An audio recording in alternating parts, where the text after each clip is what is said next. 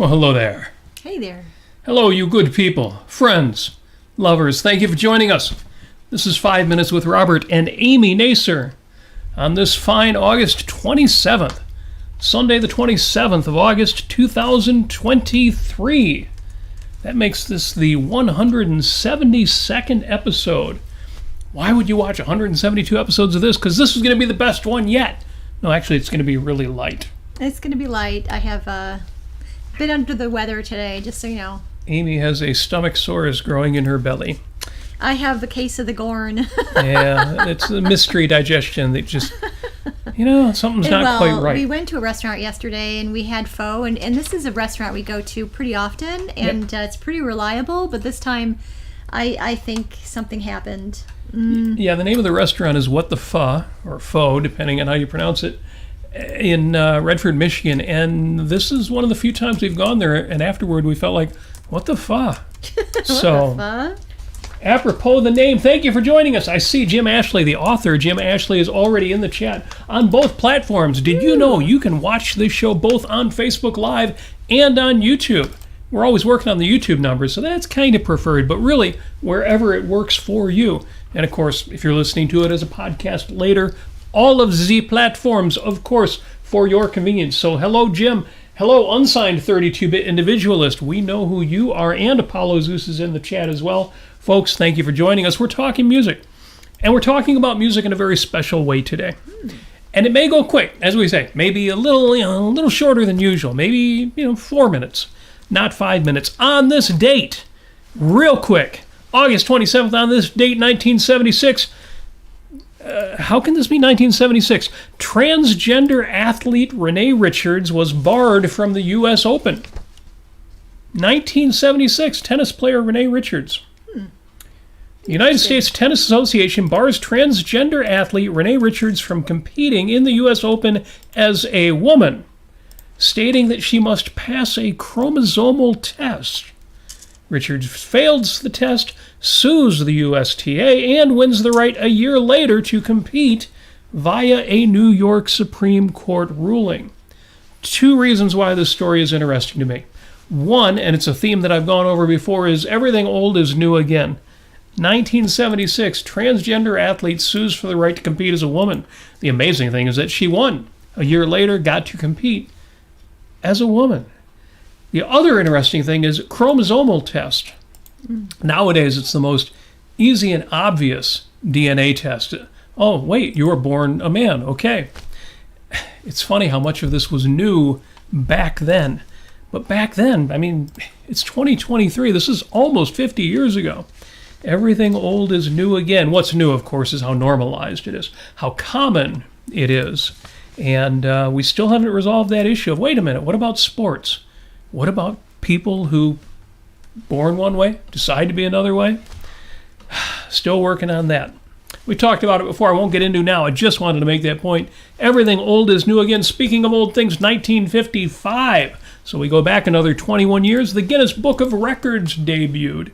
When I was young, this was a thing, and I guess it still is. Very cool.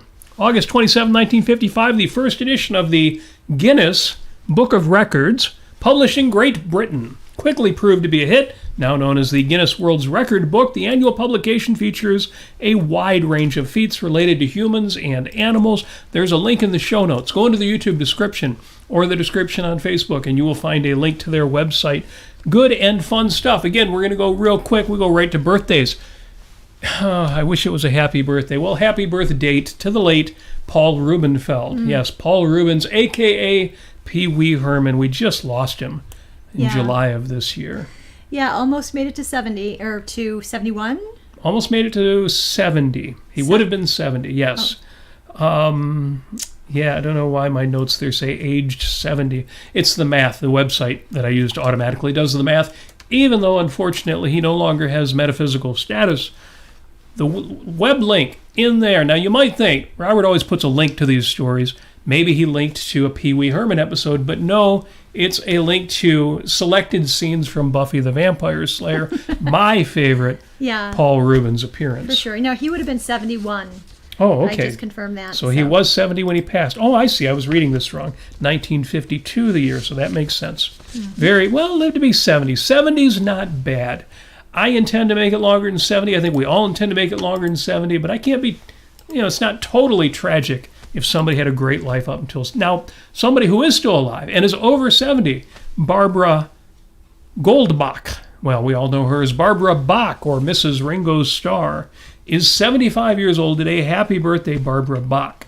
In fact, she got to know Ringo Starr on the set of the film Caveman that she co-starred in. Me, personally, I go with The Spy Who Loved Me.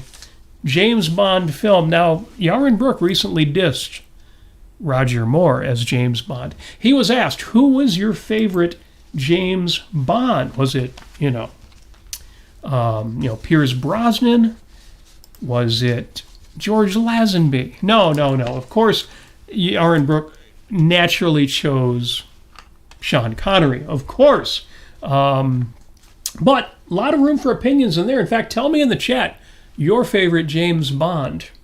And yes, happy birthday. Happy 75th birthday to Barbara Bach, one of the Bond girls. And happy birthday to Equal to Reality's father. His dad's birthday is today. Excellent. Happy birthday to your father. Your father shares a birthday not only with those good people, but one more, the great Aleksandar Živojinović. Or, as we all know him, Alex Lifeson of the band Rush. Yes, Alex Lifeson is 69 years old today. So awesome. Did a whole episode with Jennifer Lionberger, friend of the show, on Rush. Link, I didn't put the link in the notes, but you can find it. Just search for Life on Earth with Robert Nasir, Jennifer Lionberger, and you will find that. Two more special on this day. It's National Petroleum Day. This would be a great day to go out and drive far and drive fast. Well, don't get a ticket, but drive as fast as you can get away with. Yeah, look, petroleum, everybody. Petroleum. Hey. Cotton blend, petroleum. Anything with a little polyester in it, you have petroleum to thank for that. Yes. And I think this jacket is not fully cotton or wool. No, it's Thank okay. goodness, because that makes it easier to clean. Yes, happy Petroleum Day. If you don't have a copy already of Alex Epstein's books, Fossil Future, and the previous book, the moral case for fossil fuels. Yeah. I'm getting like Yaron. I'm starting to lose things in my memory there. I shouldn't pick on Yaron. I'm only picking on him because he dissed Roger Moore. And Roger Moore used to be, if not my favorite Bond, my second favorite Bond, just because he was fun. Yes, he should have been more serious, and he kind of took the seriousness of the series down a notch. But I discovered those films when I was young, and so Goofy was good. It's kind of like when I saw Roxanne with Steve Martin in it. I thought that was hilarious. Nowadays, I watch it and I cringe. I'm like, that's not Cyrano. You shouldn't do that with Cyrano de Bergerac. But we're all at different points in our life, and we need different things, and that's why we're going to talk about music. Real quick, shameless self-promotion. I only did 2 shows this week. Links are in the show notes to the 2 shows that I did this week. I did an episode called What Can You Do When You Have to Deal with People? You Ayn Rand fans will know what that's all about. Little tribute there to Dr. Robert Stadler, because Amy and I went and saw the film Oppenheimer this week. Amy, what did you think of Oppenheimer? Oh, you mean Poopenheimer. Okay. No, it was okay. It was not the way that I would have presented his life story, but I mean, so if I would recommend seeing it in your living room on your TV when it's available for streaming. Yeah, and for several reasons. Number one, you're going to want to have some intermission time. The movie's 3 hours long, folks. It's really difficult to sit there. I mean, it is compelling. It keeps it going. Of course, oftentimes most of the mental activity that you're having to use when you're watching the film is just making sure you know exactly what time period they're in, because it keeps skipping around without giving you the little cue in the left-hand corner of the screen saying 1952 or whatever it was. So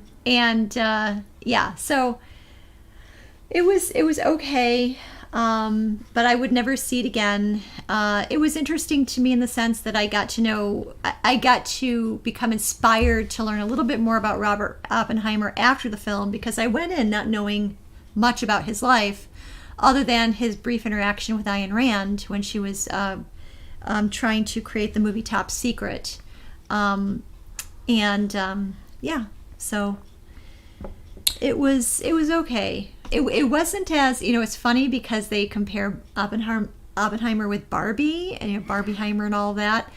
And surprisingly, and I'm going to say it, Barbie was more thought-provoking of a movie than Oppenheimer. I get it. I'm kind of inclined to agree.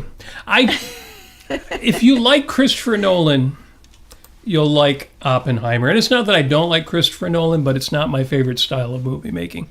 But if you liked quick cuts, juxtaposition of different points in time all over the place to the point where it can be a challenge sometimes to be sure what's happening in which time sequence, very Inception-like, high tension, and if nothing really that interesting is happening, inject lots of music to bring on the tension, even if without the music it wouldn't be there. The great example of this is the throne scene, the scene at the end of the original Star Wars film, when Han Solo and Luke Skywalker are walking up to Princess Leia. She's going to bestow honors upon them. And there's this amazing, triumphant music playing. Well, there's a YouTube clip out there. You can find this of that scene with no music. And it's kind of a whole different thing. And Nolan's like that. Nolan will take music and change everything just by the score that he has his composers bring to it. If you're into that, that's cool. A lot of great stuff going on in the chat. Incidentally, since I mentioned, favorite Bond actors, and, the right answer, of course, was brought out, which is Sean Connery. Paulo Zeus says, what about your favorite Bond girl? Well, Barbara Bach was great in The Spy Who Loved Me. Not my favorite Bond girl. He mentions Asia Carrera and Famke Jensen. I don't know. Probably not. He used to be the cello player in the first Timothy Dalton one. I forget the actress's name now. But I liked Timothy Dalton as James Bond. I thought he was good. I wish he had done more of them. Very, very cool. And not to pick on... I was about to say Dennis Quaid. Remind me, Daniel Craig. Not to pick on Daniel Craig, but given what he did... or what allowed to be done in the last Bond film. Was that Skyfall? No. Skyfall was a good film. Daniel Craig is a great James Bond. He's a great actor. Does a great job with it. I just can't believe how they wrapped up his run as James Bond. And God only knows what they're going to do after that film. No Time to Die. No Time to Die. Well, you can guess from the film title what happens at the end of that film. So... what the hell? Christopher Smith. The guitar player, Christopher Smith, in the chat also gave the spoiler there. Yes. Yeah, it was BS how it was handled. Yeah, Jill St. John was fun. Not my favorite, but pretty close. She was fun. And I like it when they're fun. Although, you also like the femme fatale aspect of it as well. So yes, good stuff there. Oh yeah, I also did Life in a Foxhole with James Valliant. Watched that show. It was a good one. Kind of went with the what can you do when you have to deal with people, and you think of Project X from Atlas Shrugged. I'm done with that. I'm just going to jump right forth. We did a topic, a show, an episode, and I discussed how, we talk about sacred ground. It kind of has a religious context, but the phrase was used after the airplanes, the disaster at 9/11, the attacks on New York City. And that came to be known as sacred ground.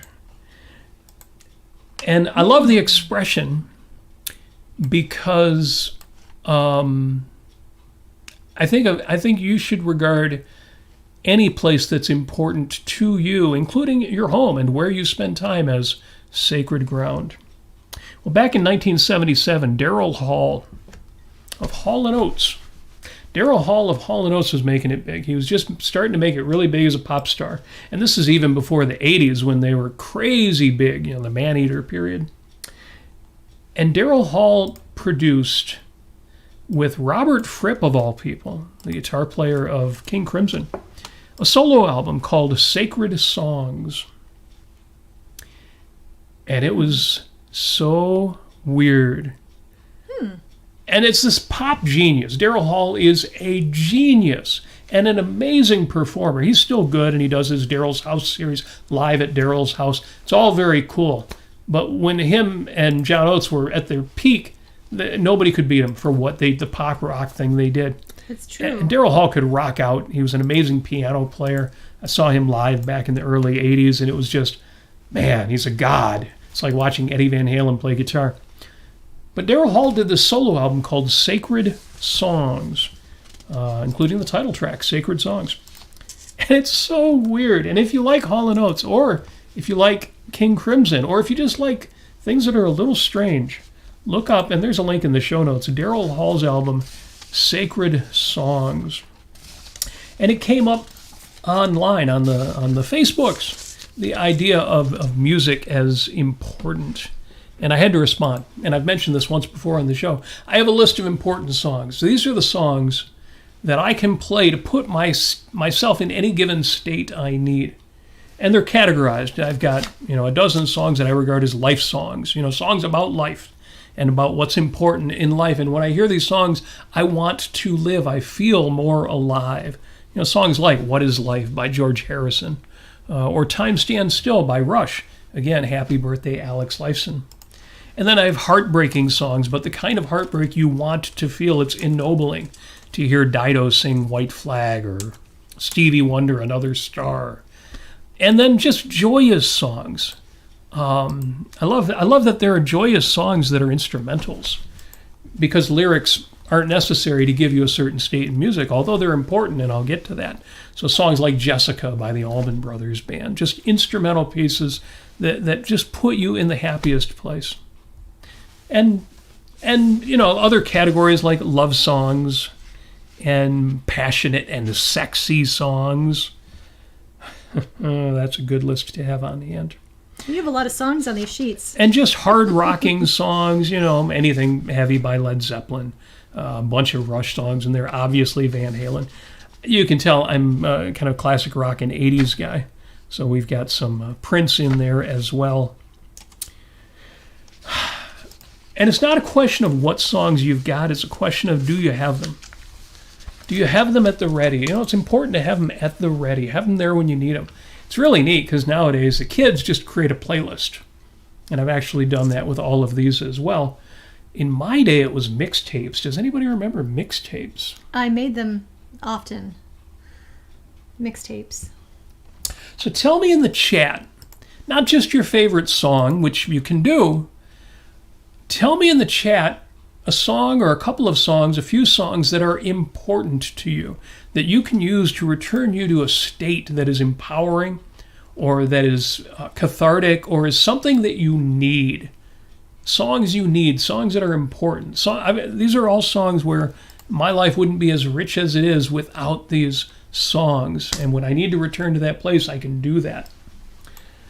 Now, I want to make a connection here to a couple of things. I don't know if John Paquette's listening live today. The corrector on copyright and trademark. Yes. But he posted a quote from the film Dead Poets Society. And as you can imagine, it's a quote from the teacher, played by Robin Williams, John Keating. And it's the one early in the film when he's just starting to win the boys over to not just education, but art. And he's reading poetry. And here's what John Keating says. We don't read and write poetry because it's cute. We read and write poetry because we are members of the human race. And the human race is filled with passion. And medicine, law, business, engineering, these are noble pursuits and necessary to sustain life. But poetry, beauty, romance, love, these are what we stay alive for.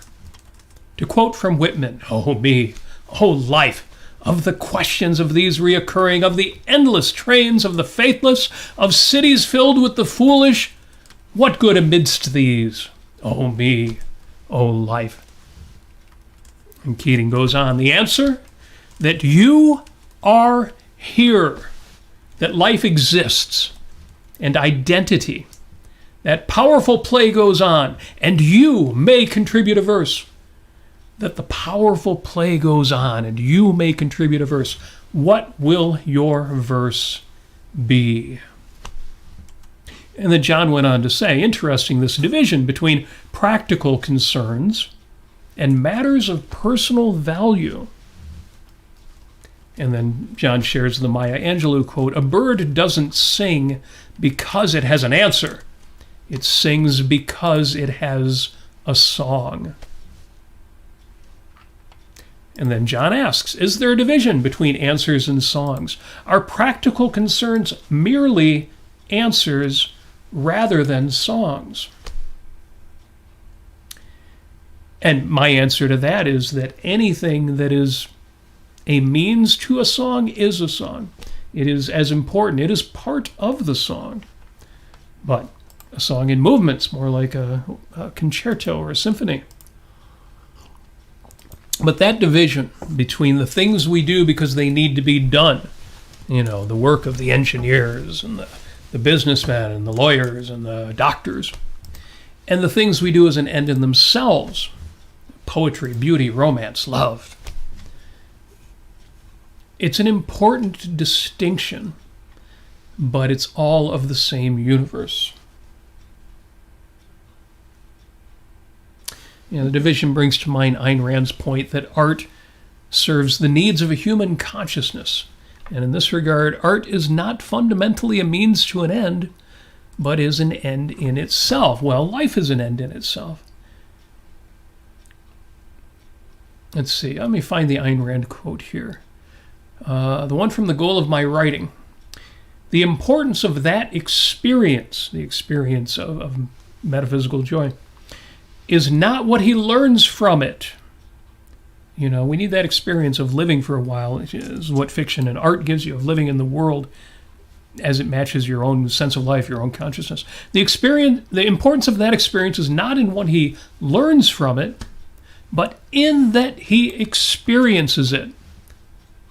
The spiritual fuel is not a theoretical principle, not a didactic message, but the life-giving fact of experiencing a moment of metaphysical joy, a moment of love for existence. And that used to confuse, unquote, that used to confuse me, when I was younger, and, learning about objectivism, reading the Romantic Manifesto. And she really pressed upon us this idea that art is an end in itself. It's not for example, as people often said about Rand herself, it's not for propaganda. It's not for convincing people. It's not for changing minds. It's not even for educating. It's not a means to an end. Exactly. In that way. Yeah. Exactly right. It's not a means to an end. It is an end in itself. So she really hammers it home in the essay, The Psychoepistemology of Art. Art is not the means to any didactic end.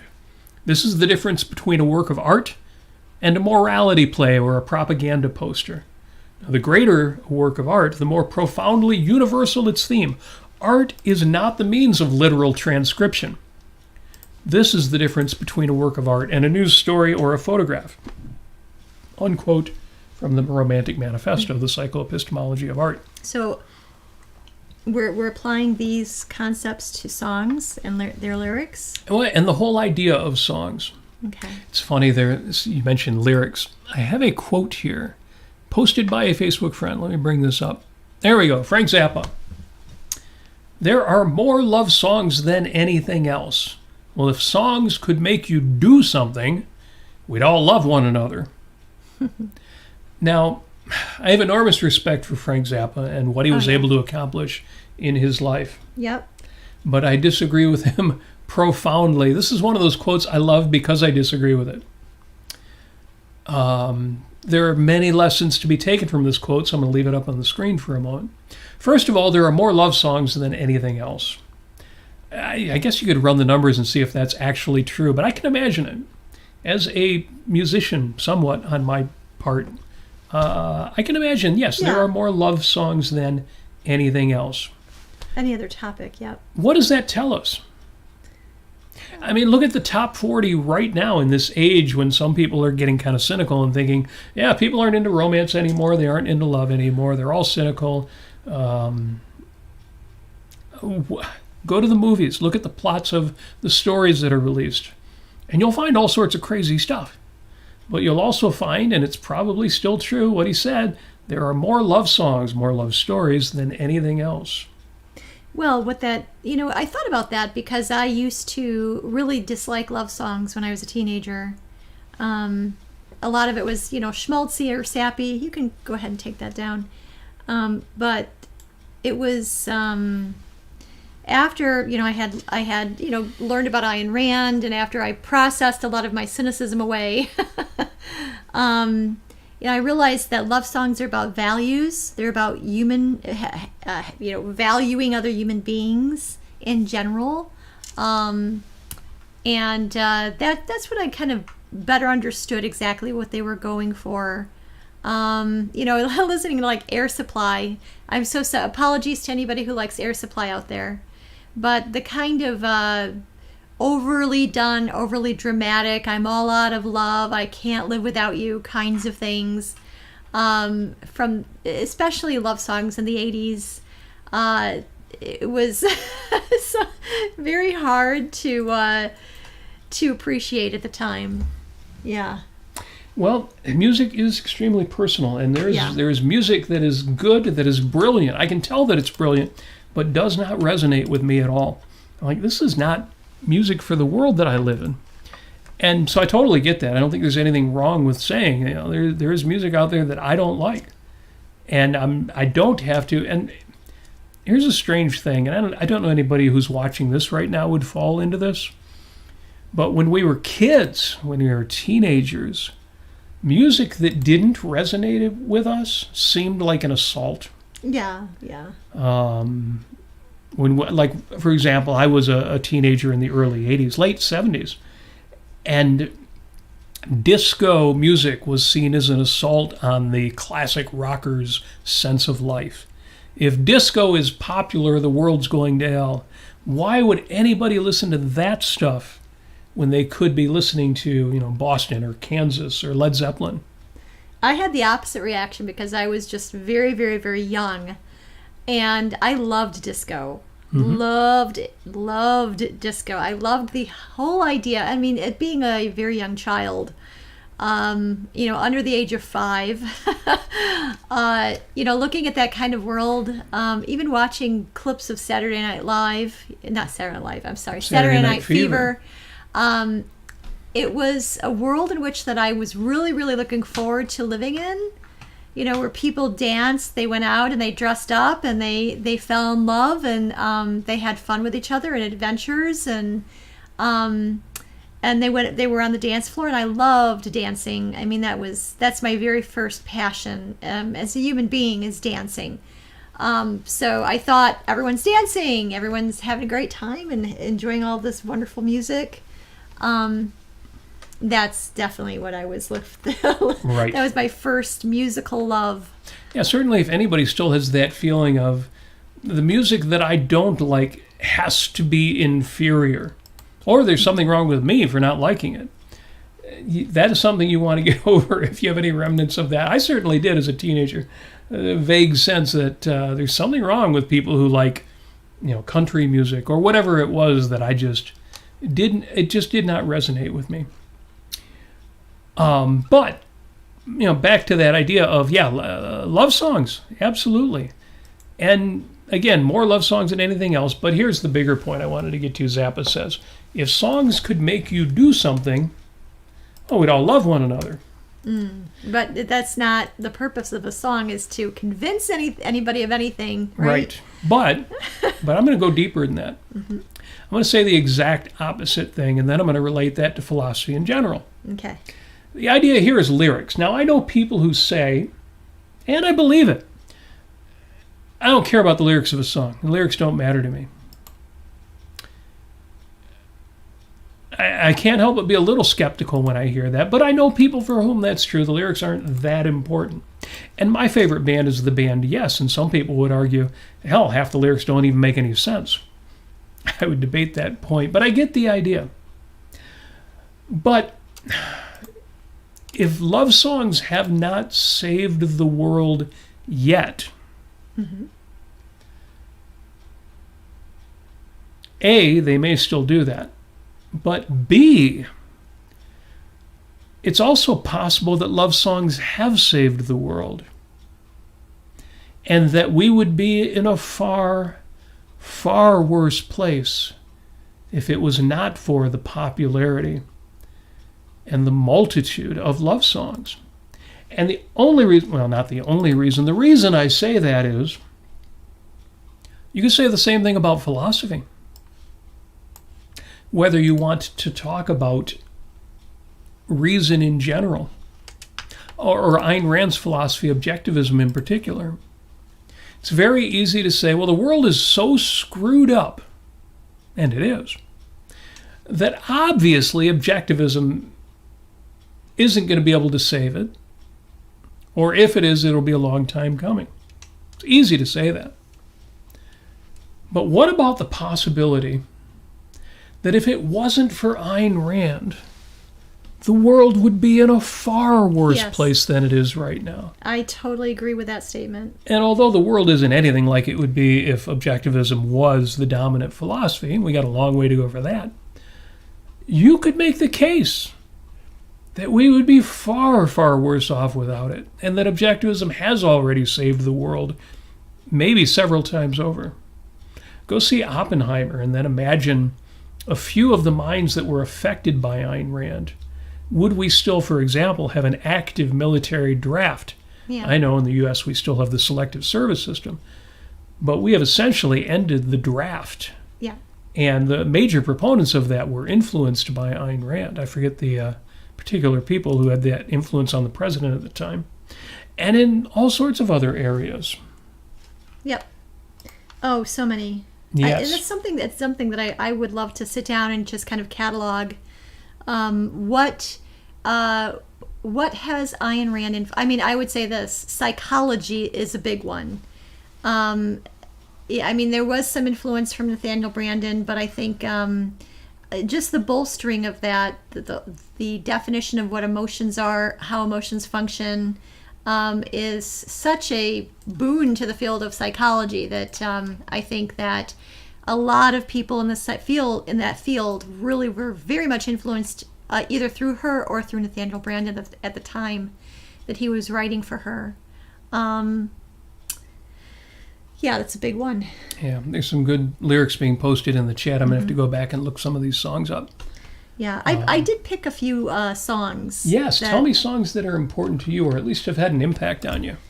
Not only just, okay, so getting back though, real quick, just to kind of redefine things, when you're, art is an end in itself idea. It's not there to be propaganda or tell you normative ethics, but it does motivate you to ask, well, what should be? What are the things that how should we act as human beings, and what should we value? It does open up worlds for you, as in, when you're reading Atlas Shrugged or The Fountainhead, it opens up possibilities to see yourself in the shoes of those characters or in those situations, and it certainly gives you motivation to want to know more about the world and to understand and untangle things philosophically. But otherwise, it is very much of a sense of life response in a lot of these songs that we all like. And it is definitely an end in itself. And of course, yeah, like I said, it's motivating for people who want to be more inquisitive in their lives or reach for better values in their lives. There's one here by Duran Duran. This is probably my favorite song by them. favorite Duran Duran song? Yeah, is a song from the album Rio, and it's not played often. I don't know why, but it's called "Last Chance on the Stairway." Ah. It's got a real kick-ass. What do you call it? Not Rhythm? No. It's the. Oh no, why am I? Anyway, it's got marimba. It's got marimba or xylophone. It's got some really amazing. It's a really amazing xylophone solo in it. Yeah, I love it. I wonder who they got to do the marimba for that. Because I'm not aware that anybody in the band. I mean, it's entirely possible that Nick Rhodes did it with a synthesizer, but it sounds too real. It sounds way too. It sounds really good, and the dynamics on it don't sound very keyboardy. That's absolutely right. But maybe somebody will look that up. Let us know who was the guest marimba player on "Last Chance on the Stairway" by Duran Duran. So as I mentioned before, I was a really, really big fan of Voltaire, the writer during the French Revolution, the pro-Enlightenment writer. Loved Voltaire, and they mentioned I should say Simon Le Bon, who I would have married if I hadn't married Robert. Yes. I'm counting myself lucky I got to you first. I like you better now than how he is, but there's a lyric, funny. It's just like a scene out of Voltaire twisting out of sight. Because when all the curtains are pulled back, we turn and see the circles we've traced. Anyway, a lot of his lyrics are just kind of whimsical, and they're sort of held together by concepts, and they're kind of held together by situational topics, like being at a party in this case. But it's one of the things I love about Simon Le Bon and Duran Duran. He writes the way John Anderson writes lyrics. Yeah. Sometimes they're evocative, not literal. Yes, not literal, but very evocative. They evoke scenes and ideas and images and emotions without necessarily making grammatical sense or simple sense. Only Simon Le Bon could write, I don't remember quite how I met you, wasn't long ago, just get a picture of sun in your eyes, the waves in your hair, maybe it's something said in a movie, or you could have said last night, just took me out on a limb and I don't really know what I'm doing here. Brilliant. It's just really fun stuff. But yeah. So that's just one example there for songs and lyrics. I like both the lyrics and the song. 'Cause sometimes, you approach music and you're like, I really love that beat. I really like those instrumentations. Like, God, that solo is great. But the lyrics are just crappy. Or they're just schmaltzy. Or they're just kind of... what was the Foreigner song we were talking about the other day? A good one or a bad one? I don't know. Maybe bad one? See, that's as we say, it's contextual. But it's... I used to think I Want to Know What Love was horribly schmaltzy. It's awful. Well, but then I learned how to play it for my sister's wedding. Oh, right. That's right. And, if you spend enough time with a song, you can get into it. Yes. Anyway, that might come to me in a minute, but... I know. Do we have, before I go on to the next one, do we have anybody's recommendations? I saw some... Oh, well, now folks are talking about Duran Duran. Oh, cool. Including the song Rio and A View to a Kill. I like it when an artist I like gets the opportunity to do a title song for a James Bond film. That's pretty cool. And I like that video with Grace Jones in it. Yeah. Oh, God, I love the movie with Grace Jones in it. Yes. Love her. There are some people talking smack about Jack White's James Bond song. And that was not cool. I thought that was a great song. Yeah. That he did with, I forget her name, the piano player, soul singer. Ariana Grande? No. Her name is evocative of Keys. Alicia Keys. Alicia Keys. She's a piano player. Of course, her name is Keys. Starts with an A. And I thought that was great. Yep. As a James Bond song, there's other Jack White music I like more than that. But yes. Did you have another song you wanted to talk about? Next one is one from my punk rock days when I was about 15. I think I was about 15 when I discovered Minor Threat. Minor Threat. Yeah! Their main song and their concept was, we're just a minor threat. In other words, there's a bigger threat out there. In other words, it's not really a threat they're talking about, really. It's more of like, we're just a minor challenge to your views of hypocrisy that are that are hypocritical views. Yeah, hypocritical views. We're going to challenge your stupid establishment thinking that is old and stodgy and dishonest. Really, minor threat. And so we're just a minor challenge to this. There's more of us. There are more people who think like us. This is the same band. Ian MacKaye was the main guy in it, and he was the main songwriter and singer. He was great. He was the one who came up with the idea that kids who hold jobs should be able to vote because they pay taxes. Taxation with representation. Oh, there's a topic. Yeah. There's a topic we'd get in. We talked about that actually on that one show on ARC UK. But yeah, that's fantastic. But there's a great song called Filler by Minor Threat. And it's very, very fast. You got the double bass drum, but it's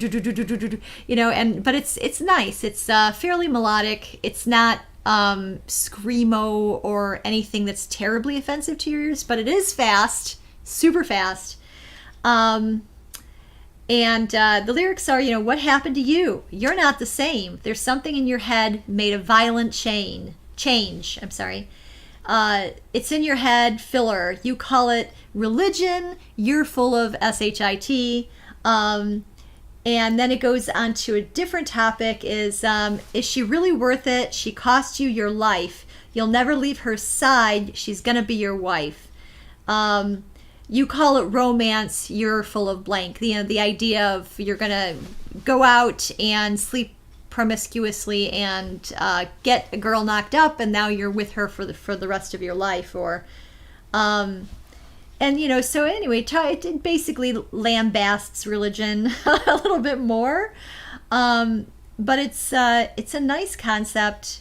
The idea that you need to check your premises, you need to check your ideas and ask yourself, what are they, and are they really valid, and are they going to get you where you want to go in life? There you are. There's the Amy interpretation of applied philosophy from Minor Threat. That was important to me in that song. Yes. Yeah. Joseph K. says Minor Threat's Guilty of Being White has some relevant lyrics these days. Oh, absolutely. Absolutely. Yes, and Apollo Zeus seems to like some heavy music that he's concerned the lyrics would be nihilistic. There's a whole analysis that could be done there. It's not so much whether the band is nihilistic as what you get out of it. Because there's punk rock music I like that is not as positive as what Amy's talking about. Mm-hmm. But what I get out of it is almost the opposite of what's explicitly being said. And I know people who like even death metal music for reasons that are at least reasonably positive. And other people who are just find it cathartic because they want to get angry because things suck so bad. Some of those, motivations are arguably better than others. Yeah. But my whole point here is, again, I had to learn not to be irrationally out of context judgmental about music, but understand it's down to what people are getting from it. What is actually there that they're getting out and how it is affecting them. Yeah. And some music is just bad, but it's kind of hard to find music that is... You can find objective reasons to say a piece of music is bad. That's usually as far as you could go. It's funny listening to John Cage talk about 344, because even there, what he gets out of presenting that is not as weird as you'd think, even though there are people who do take it in ways that are unquestionably nihilistic. if anybody's not familiar with the piece of music, it's 3 minutes and 44 seconds of rests, of no music. And it's not silence, because part of, if you see a live performance of it, is precisely all the things that you hear when nobody is playing their instrument. That said, it is not music per se. It is something else. Yeah, there was a lot of bands in the 80s and the 90s too, probably, and maybe now today, where they're very, very much they want to show or give the listener an experience of the hypocrisy that they are railing against. So they use a lot of sarcasm. Yep. There's a Canadian band, one of my very favorite hardcore punk rock bands, No Means No, who did this to great effect, using, oh my gosh, their music is so theatrical and so dramatic, sometimes extremely hard-hitting emotionally, I'll just say, and it's very good. But you have to be in a mental state where you're going to be like, all right, let's rail against what's wrong with the world and be okay with that. Well, sometimes you need that. Sometimes you need to feel you're not the only one who sees it all. Yes, exactly. And that other people out there are fighting it too. And that can be important. Yes. More good stuff in the chat. Jim Ashley a little bit ago said, one love song I like is Can You Read My Mind from the movie Superman, sung by Maureen McGovern. Maureen McGovern. There's got to be a morning after, something about that. The words are only spoken in the movie by the actress Margot Kidder. I have to say, one of my quirks, might even be a pet peeve, I don't like movies in which there's music, it's a musical, or just somebody singing, and they dub it using a better singer. I understand that can make it a greater artwork, so I don't know that my criticism is objective, but I want to hear the actress sing or the actor sing. I want to hear the actual singing. They've done that recently. I think Les Mis, they had Les Miserables, they had everybody actually sing, the actual actors who were not professional singers. And to be honest, I'd rather hear that. I don't want to hear, the classic example is one of my favorite films, My Fair Lady. Mm-hmm. And I would love to have heard Audrey Hepburn sing that, even if she wasn't as good a singer as Marnie Nixon. But unfortunately, you do create a greater work of art by using, a greater singer. So yes, Maureen McGovern was the actual singer of the song. There was a spoken word version of it by Margot Kidder in the film. Yes, absolutely. So obviously we could talk about our favorite songs forever, and I do have one more. And you're welcome to bring on another one. I am going to wrap this all up with a point. Oh, good. So my last song is the band Yes, from the 70s and the 80s and the 90s, and they're still making music, although it's a little bit questionable at this point. But the lead singer, John Anderson, who I was very privileged to hug, I don't know, 10 years ago or so. I still remember that hug so fondly. I love that man, John Anderson. And Robert turned me on to Yes, because I really didn't know much anything other than, say, Owner of a Lonely Heart is it. But he got me into John Anderson's solo work. Song of Seven is the album, and the title track to that, Song of Seven, it's just, god dang, it's just a beautiful song, and this is, again, like Simon Le Bon, John Anderson writes very whimsically, not literally. It's all very giving you the mood or the, I don't know, however you want to set that up. Not a specific, anything terribly specific, but this is a song basically about basically a traveler, a freethinker, as you will. He runs into somebody who is cynical, and So the traveler answers him passionately with, haven't you imagination? Don't you think these dreams are possible? Why are you wasting your life, cynical person? You may think that I'm just dreaming, or however, but at least I have values that I'm aspiring to. So it's just it's such a benevolent song. It's so beautiful. Anyway, it's called Song of Seven by John Anderson. I can't even read the lyrics out loud without getting choked up, so I don't think I'm going to do that. Okay. But yeah, definitely look that up if you're curious. What is a song that makes Robert and Amy swoon? Yes. Look for the title track from the album Song of Seven. Yes. It's fun. Dale in the chat pointed out that one group that didn't do love songs, CCW. Oh. No, actually, CCW. I don't know who CCW is. I was thinking CCR. Oh, yeah. What is CCW? I'll have to look. You might be thinking about a concealed weapons permit, which is what we call them here in the States. CCW. Because it must be CCR. If he meant CCR, he's right. They didn't do a lot of love songs. The one I immediately thought of was actually a cover song, which was Suzy Q. Oh, right. Which was one of the few that Fogerty didn't write. That was actually a cover of another band.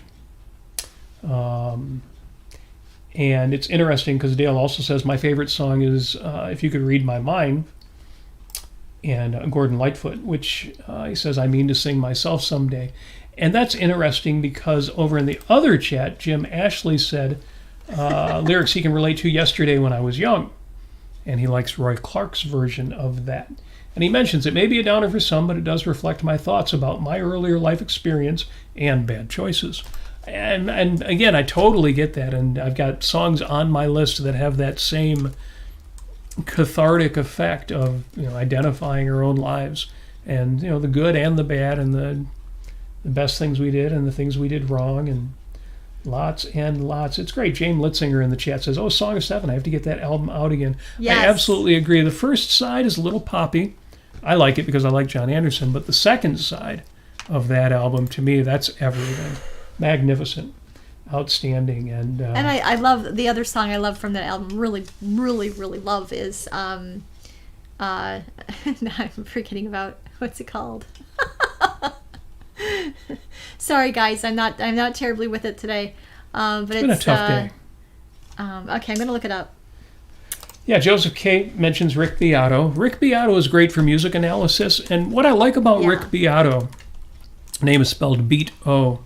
If you haven't heard of him before, he's a music producer and a musician himself. And he does analyses of songs, what makes certain songs great, what makes them work. And then does a lot of other shows about music, analyzing trends. And it's funny because he does a lot of episodes about why today's music sucks so much. And then every once in a while he'll do an episode about, oh, wait a minute, there's great music being put out today. And we've made that point on this show before.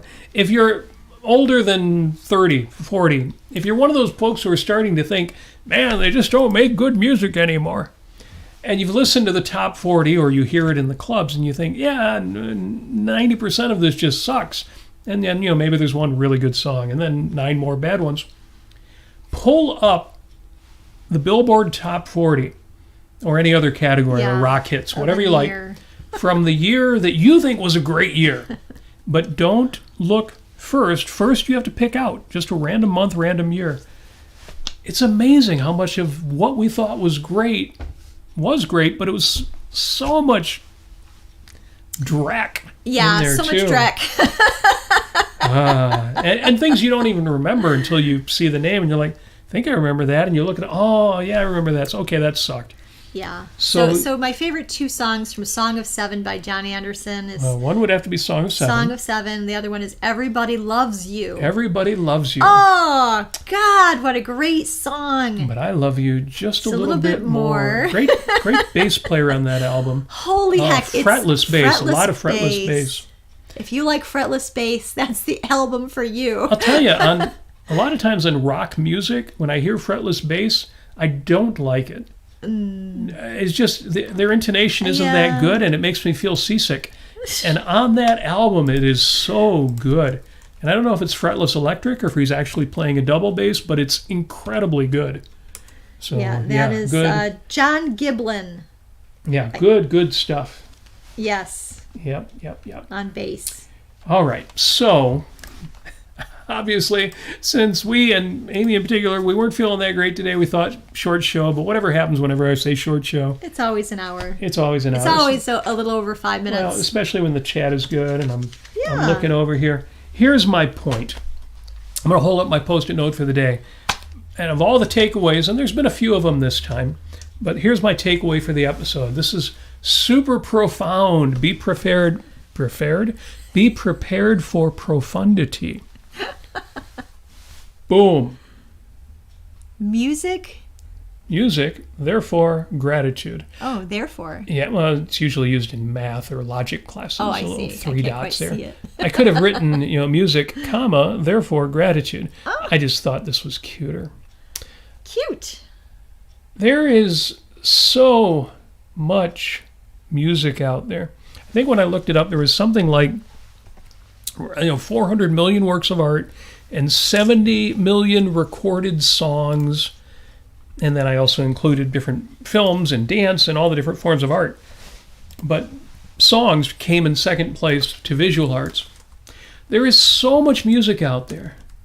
And the neat thing about music versus film, unless you're a play actor, is you get to participate in music. You get to sing along with the radio, which you should. You should be singing along with the radio. I don't literally mean radio like anybody tunes into a radio anymore, but whatever music services, or if you're into the record albums, which folks are back into. Did you know record albums, vinyl records right now sell more than CDs? It's the craziest thing. But that's because everybody's streaming. And I love streaming. I love my Apple Music. If you're on Spotify, whatever you use. If your budget's too tight, go on YouTube. You can get it all for free. Find those important songs. I didn't write those songs. I didn't record those songs. I didn't distribute those songs. In some cases, I did pay a few dollars to have the album, the CD, the cassette tape, the 8-track, whatever it was. It's all out there. I have enormous gratitude for that. Don't take it for granted, but do take advantage of it. And if you have any interest at all, you can buy a guitar these days, a decent one, not a great one, for $100. You can buy one of these for the podcast listeners. I'm holding up a ukulele. You can buy one of these for $20, and you could be the musician. It's beautiful. And you could be something in the way she moves attracts me like no other lover. Something in the way she woos me. Don't wanna leave her now. You could be doing that yourself. Yeah, and now that's not strung. Is that strung as a ukulele? It is strung as a ukulele, okay. Yes. It's, by the way, the way the strings are strung can be different between a ukulele and a guitar. Yes. Yeah, it's a high string, and then a low string, and then another high string. Yes. And that is how you tune a ukulele. Ukulele. It's spelled ukulele, but everybody says ukulele. Uke. Yes. And again, this was dirt cheap. It could have been more than $20, $25. Yeah. Probably musician's friend's stupid deal of the day. It is a Mahalo, so it's a brand name.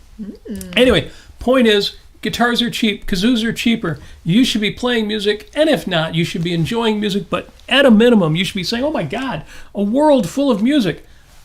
One more reason why I am filled with enormous gratitude, and it makes me want to be a better person so I can be part of it, because I get to produce, exchange it all. It's all good. It's all beautiful. Thank you for joining us. This has been 5 Minutes with Robert and Amy Nasir. If you have suggestions for future episodes of this show, put them in the chat. Put them in the 5 Minutes with Robert and Amy Nasir Facebook group. If you want to support the show, thank you to those of you who already make this insanity possible. You keep the lights on, or the bills paid. Go to robertnasir.com and you will find links to our Patreon and PayPal. You can make a one-time contribution to the show. Thank you, Adam, for doing that most recently. Or you can make a monthly contribution to the show. Those of you who are in every month, you guys are the best at the Patreon link. Yes. And that's it. That's all we got. Just wanted to talk about music. Quick episode because, we were under the weather and now we've gone 5 minutes, maybe more. Thank you for joining us. We'll do this all over again next Sunday, but with an entirely different topic and all sorts of good fun. I especially want to thank those of you who joined us last week when we came in like at the last minute from the beach and had a crazy, that really was a short episode. Yes. But thank you. Thank you for being here. Thank you for joining us, especially those of you who participated in the chat. I will be looking for yous on the internet. In the meantime, we wish you every success that you so richly deserve. I know that you do, you good people. We wish you happiness, and more than anything else, or at least as much as anything else, we wish you the music in your hearts. And that means we wish you love.